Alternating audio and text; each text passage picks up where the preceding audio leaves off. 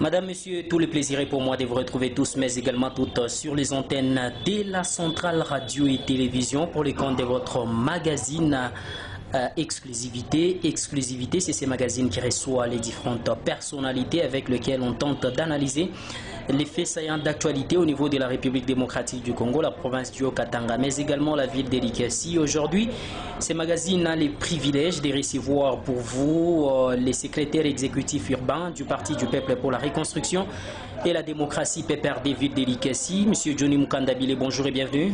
Bonjour et merci. Avec vous, on va analyser plusieurs questions qui dominent l'actualité sociopolitique dans le pays parce que beaucoup d'eau ont coulé sur les ponts. Mais aujourd'hui, vous aurez la chance d'éclairer la lanterne de la population selon l'appréhension du Parti du Peuple pour la Reconstruction et la démocratie PPRD. Nous espérons que vous vous sentez à l'aise. Très à l'aise. Très à l'aise parce qu'il y a une bonne période quand même qui a, semblait-il, il y avait des tensions palpables au sein de votre parti politique, le PPRD dans la montagneuse ville d'Likasi, où beaucoup vous ont désavoué parce qu'ils ne voulaient plus de vous à la tête du PPRD. Est-ce que vous confirmez ces allégations? 2 ou 3 personnes, beaucoup commencent par 2. Bon, l'essentiel, l'important c'est la base. Je crois que nous marchons avec la base. 2 ou 3 personnes peuvent vouloir se comporter en dehors de la ligne du parti. C'est tout à fait normal. Et le parti a des statuts. Le parti connaît de quoi le PPRD est fait à Likasi. Il y a un secrétaire exécutif qui dépend du fédéral. Et il n'y a pas autre chose que ça. Vous savez que le PPRD, c'est un parti organisé, discipliné, et même très discipliné parce que dans nos statuts, on reprend les valeurs. Et donc, si quelques personnes oublient les règles de vie de nos ancêtres, en oubliant le respect en l'écartant, en oubliant les statuts, en oubliant qu'il y a une seule vision, c'est la vision du camarade Joseph Kabila au PPRD qui passe par le fédéral, la fédération provinciale, et qui tombe directement sur le secrétaire exécutif que je suis. Ces oublis-là sont réglés généralement par le parti et il n'y a pas de problème. Généralement, nous traitons nos problèmes en interne. Il y a un seul exécutif urbain reconnu par Lubumbashi Kinshasa et qui fait fonctionner le parti selon les textes. Voilà. Vous confirmez à la population qu'il n'y a qu'un seul exécutif urbain du PPRD et il n'y a pas le bicéphalisme au sein de ces partis. Ça ne peut pas exister. Vous savez, chez nous, c'est l'ordre. Comme je l'ai dit, il y a un seul exécutif qui dépend du fédéral, de la fédération provinciale. Il y a eu certes quelques égarements de quelques personnes. Vous savez, nous venons de plusieurs horizons, nous avons des éducations différentes. Ça peut arriver lorsque vous êtes dans un milieu public et c'est déjà passé. C'est déjà passé et tout le monde est revenu à la normale, même ceux qui ont fait des défections ou ceux qui auraient demandé votre départ ont regagné la tanière. Oui, bon, ils ont compris qu'il y a un seul chef et ils lui comprennent.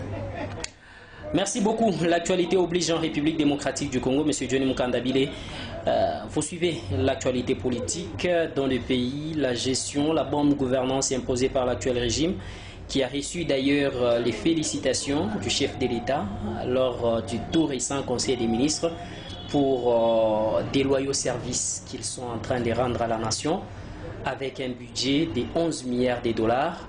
La RDC n'avait jamais connu un premier ministre aussi compétent que Jean-Michel Samalou Konde Kenge et son équipe gouvernementale, car il y a des dépassements budgétaires presque dans tous les services de l'assiette au niveau de la République démocratique du Congo. Comment vous avez accueilli ces félicitations du chef de l'État? Je ne sais pas s'ils peuvent le redire au jour d'aujourd'hui, parce que tout simplement ce budget a haussé suite au code minier que Joseph Kabila a laissé. Et il n'y a eu aucun effort de ce gouvernement, à part profiter, n'est-ce pas, du travail abattu par le FCC, qui a augmenté les frais, n'est-ce pas, des miniers. Et ce qui a fait qu'il y a eu cette hausse-là. Vous êtes sans oublier que le seul produit que nous exportons, c'est le cuivre, le cobalt. Donc il n'y a pas eu une magie. Et si nous pouvons encore entrer en profondeur, il y a ce qu'on appelle ISIS Régie, qui est en fait un système électronique de contrôle des recettes. C'est encore un fruit de Joseph Kabila. Ils ont trouvé ça, je crois qu'ils appliquent, ils en profitent. Il y a eu aussi la centralisation des données entre les différentes régions. C'était aussi l'œuvre de Joseph Kabila. Donc, s'il fallait féliciter vraiment la personne qui a fait que ce budget puisse croître, je crois que c'est Joseph Kabila qui l'a fait et ils sont venus profiter, n'est-ce pas, des textes de Joseph Kabila. D'ailleurs, comme toutes les communes en profitent avec la redevance minière. Si c'est l'œuvre de Joseph Kabila, comment lui a laissé le pays avec un budget de 4 milliards de dollars? Allez-y comprendre que c'est vers la fin de son mandat, n'est-ce pas, que ce code est passé. C'est vers la fin. Donc c'était la grande... L'application a commencé avec Joseph Kabila. C'est la fin vraiment. C'est vers la fin. Il partait déjà. Et s'il a eu beaucoup de problèmes chez les Occidentaux, c'était à cause de ce code minier. Donc il ne faut pas dire qu'ils ont abattu un grand travail. Non. S'il y a un grand travail fait, c'est la désorganisation de nos institutions. S'il y a un grand travail fait, c'est le non-respect, n'est-ce pas, de nos lois. S'il y a un grand travail fait, c'est peut-être reculer de 4 places pour l'armée, pour la place de l'armée, hein, en Afrique et dans le monde. Hein, et ce travail-là ne peut pas être félicité. Et j'ai même suivi, c'était hier ou avant-hier, que le Conseil des ministres, le président a demandé ce qui est réduction du train de vie des institutions. C'est une bonne chose. Moi, j'aurais voulu qu'on passe rapidement aux actes, en diminuant par exemple le nombre de conseillers à la présidence. Ça sera un bon signe et un bon départ pour les autres institutions. Vous serez d'accord s'il faudra revoir les salaires de Joseph Kabila, qui seraient trop élevés face au budget de la République démocratique du Congo. Mais il semble que le président a plus que ça. Pour preuve, on ne connaît pas son salaire jusqu'à présent. Joseph Kabila ne reçoit même pas la prime prévue. Depuis qu'il est là, il n'a jamais reçu, depuis que le pouvoir actuel est là. Il n'a jamais reçu, je ne sais pas ça pèse sur quel budget. Moi, je crois qu'il serait mieux peut-être de publier tous les salaires, en commençant par la présidence et jusqu'au niveau des institutions, parce que Jean-Marc Kabou nous a dit, avec ce qu'il touchait, il pouvait se construire une école. Moi, je sais, à moins que je ne me trompe, qu'il touchait 36 000 $. Si lui touche 36 000 $, alors le président et les autres. Joseph Kabila n'a jamais reçu un seul euro depuis qu'il est ancien président de la République. Bon, ça pèse sur quoi? Joseph Kabila a un salaire de 680 000 $, disent plusieurs sources concordantes. Alors qu'il n'a jamais reçu. S'il a 680... Au moment où le chef de l'État a un salaire de 15 950 $ d'après M. Vital Kamerhe. Ça, ce sont les ondits, parce que le jour où on a demandé au président de nous donner le salaire, il n'a jamais donné. Vital Kamerhe l'a dit sur Top Congo que le salaire du chef de l'État est de 15 950 $. Vous trouvez que c'est sérieux que le président puisse recevoir 15 000 $ et l'ancien président 180 000? Ce sont les lois laissées par le FCC. Qu'il nous publie les données, parce qu'au fait, c'est de l'argent de la population. Qu'on puisse nous publier ce que les dirigeants que nous avons élus reçoivent. Jean-Marc Kabunda Kabundo, interpellé par la justice, mis bien évidemment derrière les barreaux du côté de la prison de Makala, par la suite placé sous résidence surveillée. Comment vous appréciez la démarche de la justice RD congolaise? Je regrette. Je regrette d'abord le fait qu'il y ait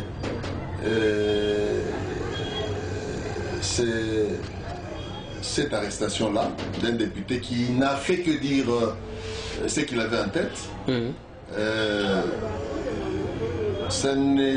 Ça n'a pas commencé avec lui. Bien avant lui, il y a eu Jimmy Kitenge, notre camarade chargé de la communication. Il y a les journalistes Bouya. Il y a des cas qu'on peut vous citer. Et voir ça pendant le régime, voir cela pendant le régime de l'UDPS, hein, c'est grave, n'est-ce pas? C'est très grave et on ne sait pas où nous sommes en train d'aller.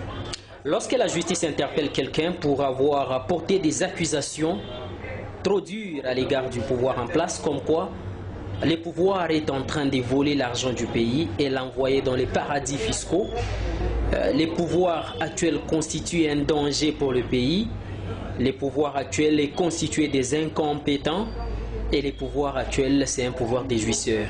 La justice voudrait avoir des éclaircissements sur ces accusations ou ces allégations et ça constitue un crime. Comment vous appelez ça, les allégations? Ça se disait de la même manière pendant l'époque Kabila. Et même plus que ça. À une période là, on voulait. Il y a le président Tshisekedi qui avait demandé qu'on puisse lui amener le président Kabila ligoté. Je ne sais pas si vous avez oublié. Il n'y a pas eu d'arrestation.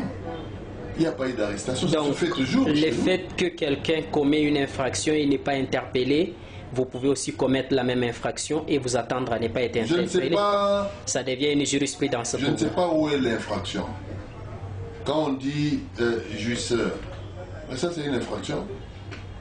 Ou vivre dans la gaieté, comme certains le disent. Ou vivre mieux que les autres citoyens. Mais ce sont les mêmes mots. Lorsque vous qualifiez un régime d'un danger, tout le monde a quand même une certaine connaissance sur ce qui concerne la dangerosité, si elle existe, du régime. Quand est-ce qu'un régime devient un danger? Est-ce que ce n'est pas lorsque le régime baigne dans la haute trahison? Et lorsqu'on vous interpelle au niveau de la justice pour prouver la haute trahison de l'actuel régime, ça fâche, ça devient un régime dictatorial. Le régime peut être dangereux socialement, comme actuellement. Lorsque tous les surgelés montent en prix, le régime devient dangereux parce que les citoyens peuvent mourir. Vous savez tous que la faim tue. Le régime devient dangereux lorsqu'on entend par-ci par-là des détournements. Ce n'est pas nous qui l'avons dit. Est-ce que M. Johnny peut accuser un compatriote congolais ou le chef de l'État des détourneurs sans prouver en quoi il a détourné? Ah, c'est lui qui accuse de prouver.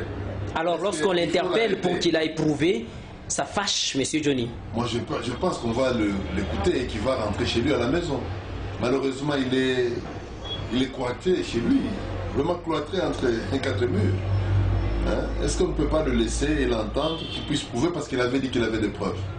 Moi je crois que l'état des droits dont Tshisekedi ou le feu papa Tshisekedi a défendu, c'est celui-là.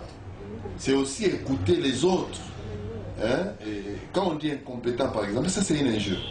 Danger, je viens de vous démontrer que le danger peut être social. Le social peut tuer. Mais il faut l'éprouver. Oui, il faut le prouver. Bien sûr, on finira par le prouver.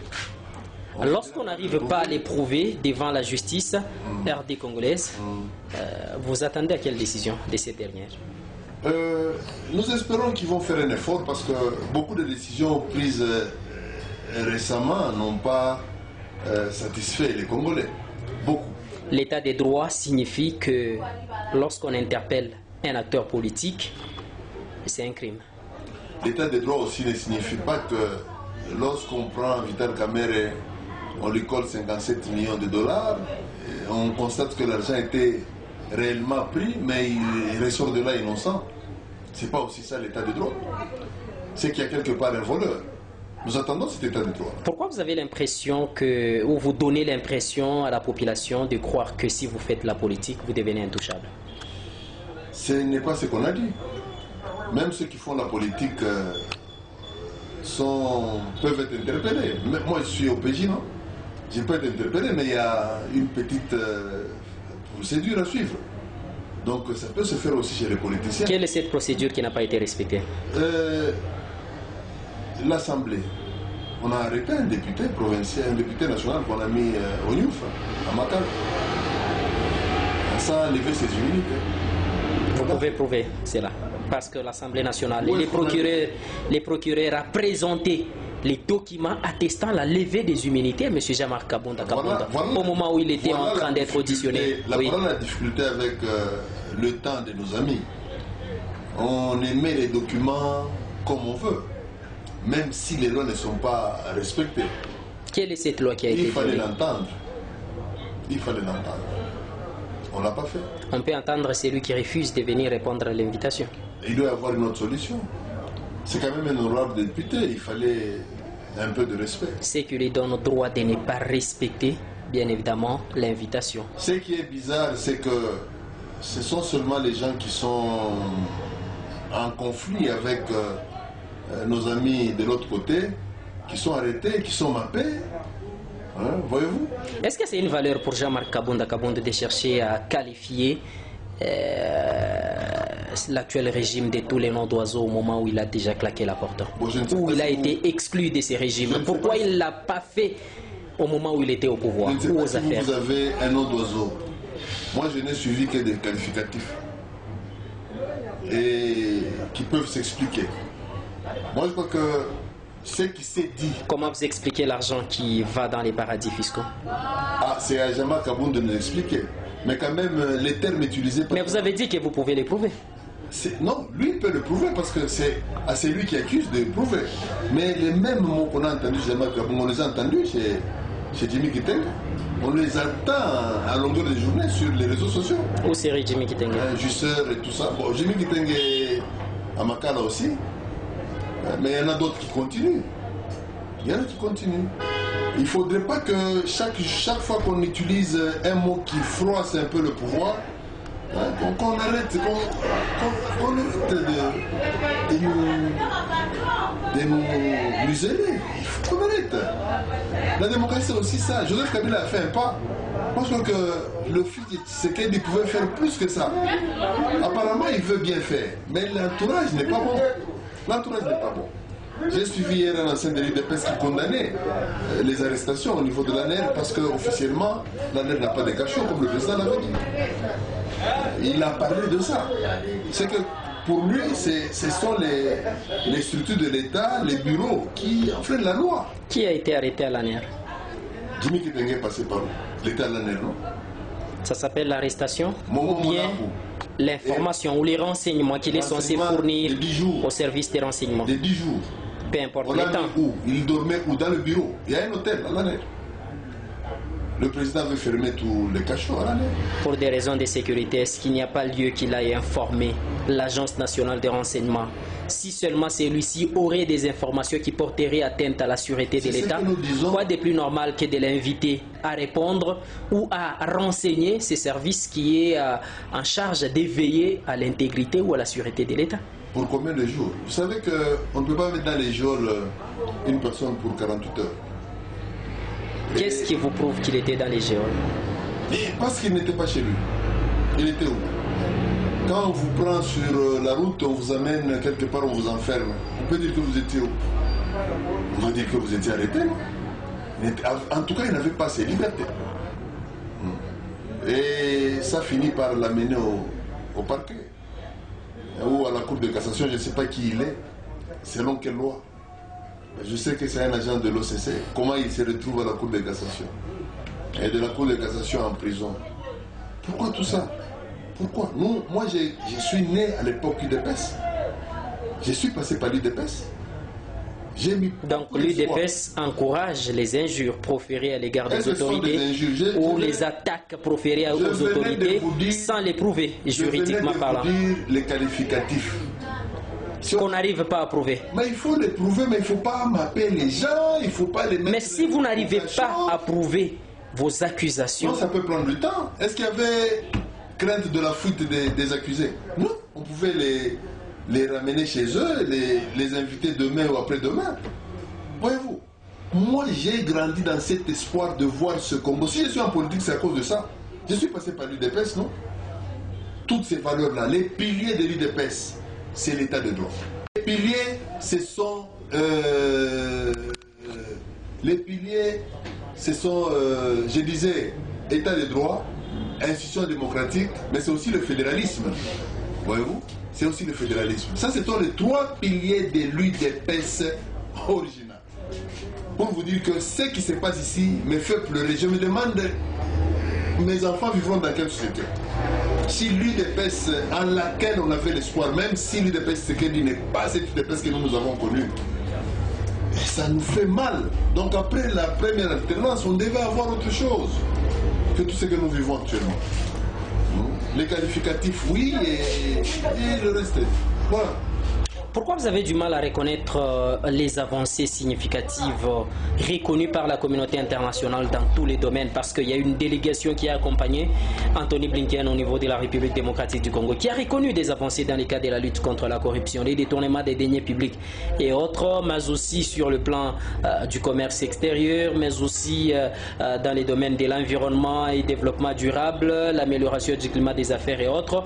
Toutes ces avancées passe inaperçu du côté PPRD. Et parce qu'on a des preuves pour prouver que ça n'existe pas. Je venais de vous parler de cas de 5 jours. Qui a volé la République? Finalement, qui a volé la République? Dites-moi que c'est une avancée. Voyez-vous? Sur le plan environnemental, qu'est-ce qu'on n'a pas connu? Qu'est-ce qu'on ne connaît pas? On parle de la RDC Pays Solutions. C'est bien de les chanter. Rentrer à l'Ikassi, rentrer dans la province. Est-ce que les normes environnementales sont respectées? Les déchets, leur gestion, dans toute la République, est-ce que c'est géré? Non. Non. Il y a un semblant de gestion des déchets sur pratiquement toute la RDC. Solution en quoi? On continue à faire la braise dans nos villages. On coupe les arbres chaque jour. Qu'est-ce que l'État fait? Voyez-vous? Donc, nous sommes capables de prouver que c'est de la poudre aux yeux.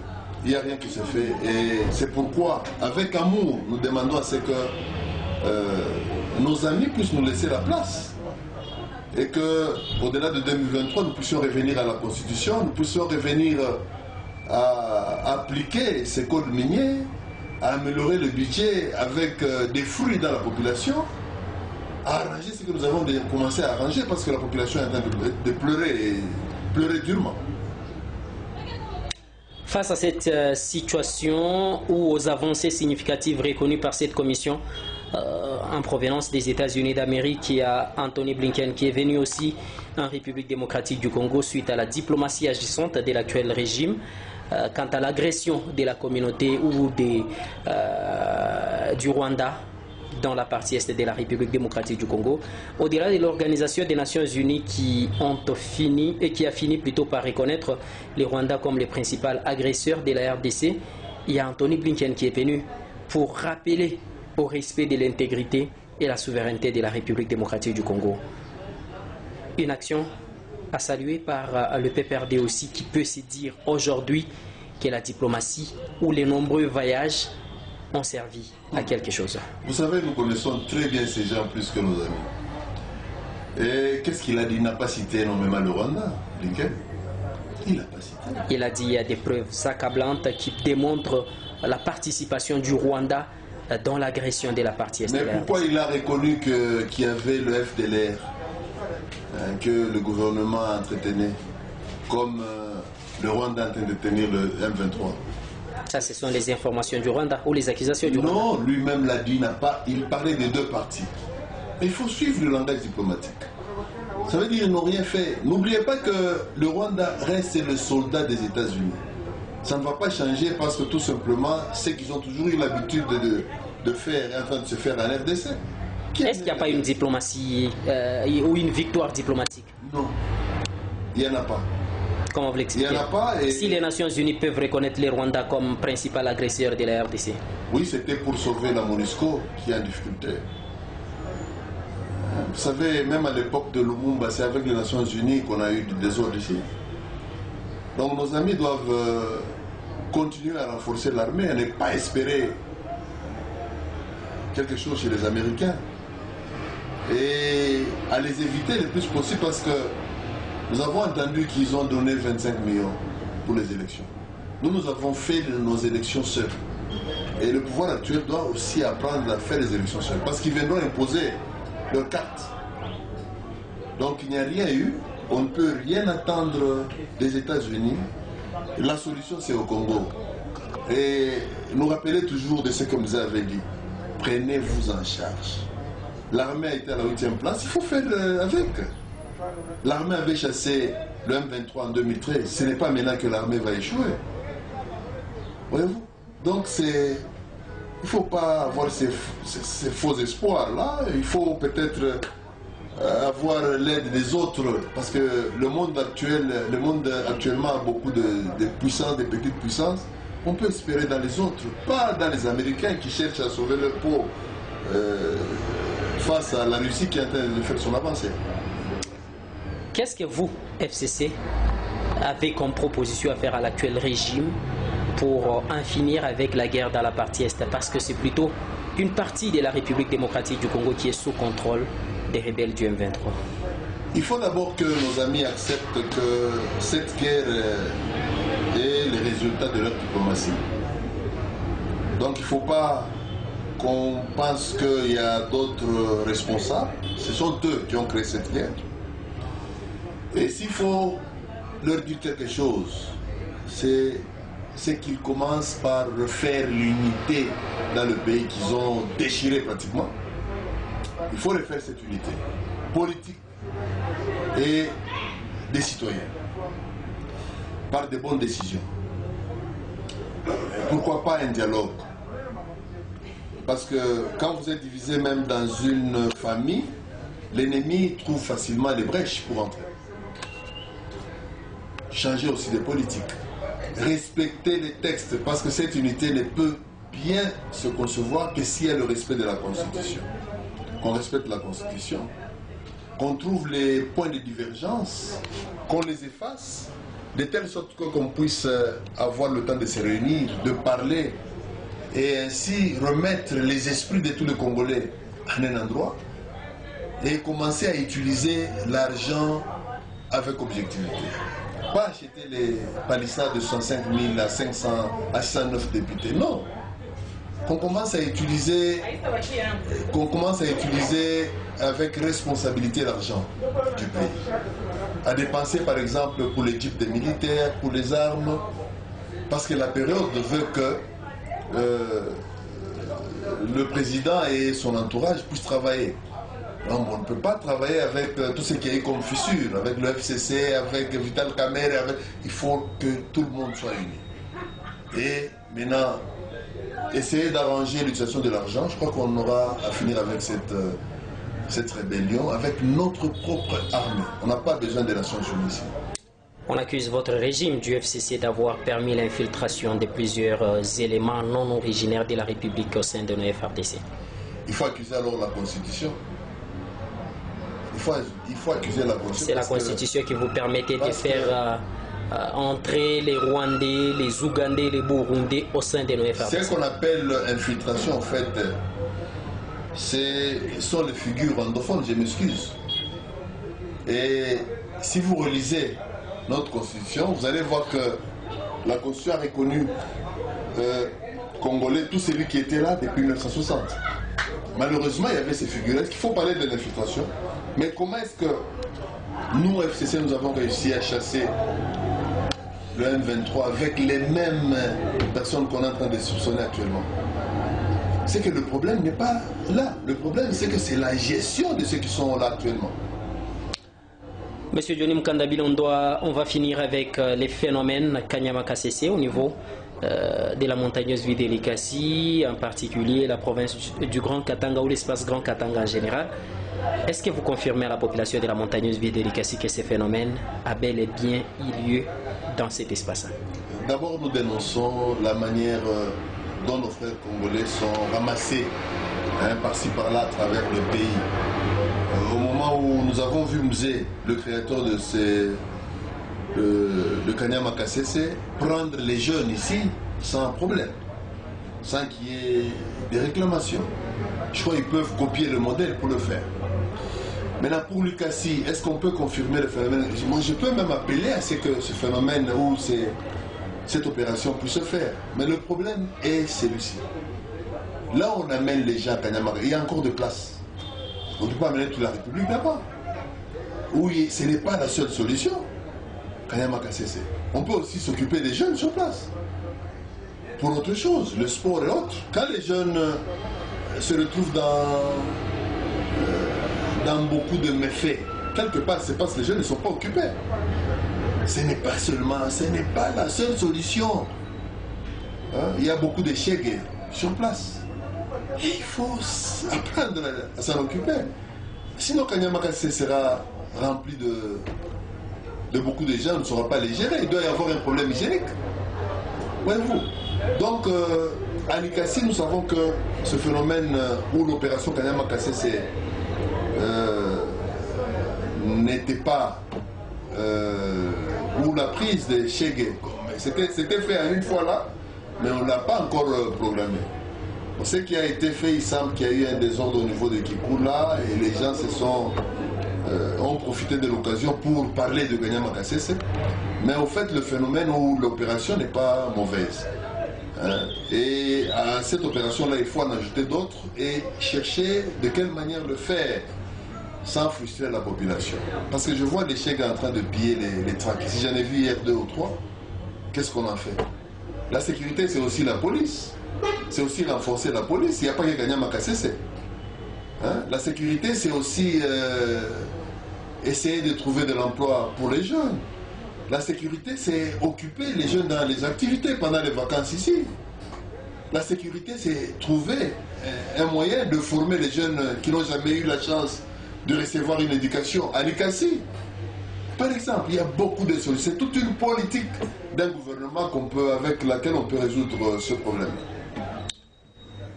Donc, vous qui avez toujours crié haut et fort que l'État doit prendre ses responsabilités, lorsque l'État prend ses responsabilités, ça vous fâche encore? Quand l'État prend ses responsabilités en blessant la population, ce n'est pas correct. Où est-ce que vous situez la blessure à l'égard de la population? Il y a eu des morts à Kolwezi. Prouvé. Il y a eu des morts.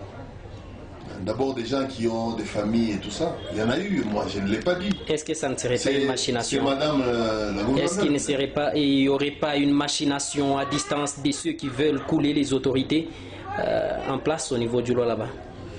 Ça peut exister, c'est la politique, mais les cas qu'on a vus, ce sont des cas qui étaient pris par l'opération. Et donc, c'est pourquoi nous décrions ça, c'est pas bon. L'opération Kanyamaka CC, c'est une bonne opération, mais la procédure pose problème. C'est une bonne opération, mais ça ne peut pas être pris comme la solution unique, non. Il y a plusieurs politiques qu'on peut appliquer pour s'occuper des jeunes, pour freiner le banditisme, parce qu'actuellement, vous comme moi, nous savons tous que Likasi est en insécurité. Par-ci, par-là, les gens ne dorment pas, actuellement. Il y a plusieurs solutions, il n'y a pas de Kanyamaka CC. Donc il faudrait que le gouvernement puisse s'étaler sur toutes